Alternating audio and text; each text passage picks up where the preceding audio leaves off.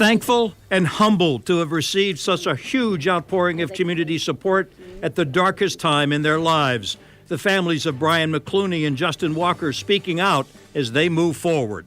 I will never have the appropriate words to say thank you to the thousands of people who searched for my son and the millions of prayers for my son. I have no words, and I will never know all of you, but I am in debt to all of you forever. Holding on to more than just messages of support, the families of these two men lost at sea are leaning on their faith. Connor wanted to know if there were cookies in heaven, but then he also wanted to know if there was fishing in heaven. And he thinks that every time you throw your line in the water, you're going to catch a fish in heaven. So that sounded pretty good to me. Today was the first time we've heard from Brian McCluney's mother and brother. It's been 10 days now since the Jacksonville firefighter and his best friend, a firefighter from Northern Virginia, disappeared while fishing offshore. Their loved ones spoke with News 4 Jax reporter Ashley Spicer, who's joining us from a fundraiser for the families. Ashley.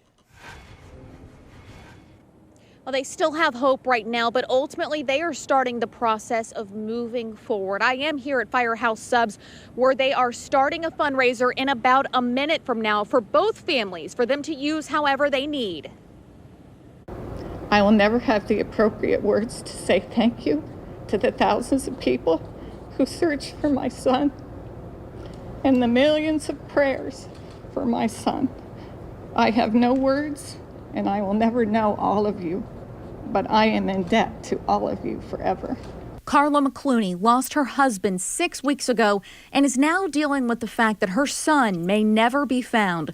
She stood beside her other son, Kevin, and daughter-in-law, Stephanie, addressing the public about where the family is at right now. Right now, I think we're just trying to rest a little bit and let our minds rest and our emotions rest. To get some sort of normalcy for the children. Brian and Stephanie McCluney have 2 children, Bryn and Connor, ages 8 and 6. They say that they are now their priority. It is. I mean, I believe in a God of miracles. You know that. He's parted waters, he's had seas. But then I also have 2 children to think about that I need to give them some answers. So I will always have a hope. My hope lies in Jesus.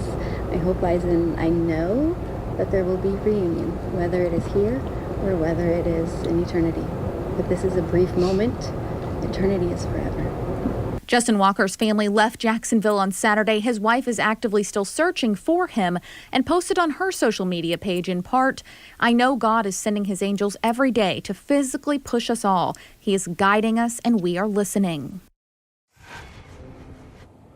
So I'm here at Firehouse Subs, where all Jacksonville locations, Fernandina, St. Augustine, McClinney, Lake City, Gainesville, and Ocala are all participating. They're giving 10% of the proceeds. It starts right now at 5 o'clock and goes until 9 o'clock.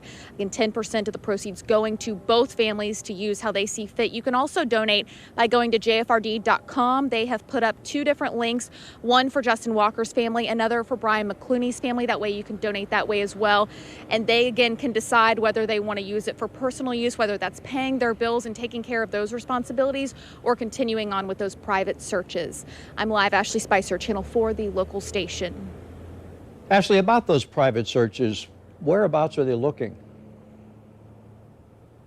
You know, they have gone as north as North Carolina at this point. They're also still asking people to search on the beaches, a simple walk along the beach to see if you can find any type of debris that could help give them some more answers, more clues to where they might be.